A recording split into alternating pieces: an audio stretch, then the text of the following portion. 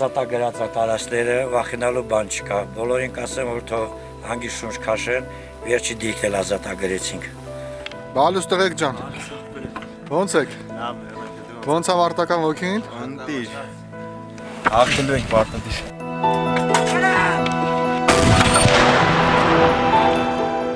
Մեր ռետանին իր խնդիրը կատարում է բարձր մակարդակով։